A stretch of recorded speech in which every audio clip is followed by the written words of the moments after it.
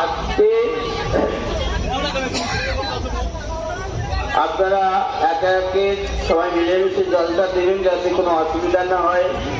আমি মন্ত্র বলে দিচ্ছি, আপনারা যারা মনে রাখতে পারছেন না তারা সেটা মন্ত্রটা উচ্চারণ রাখবেন।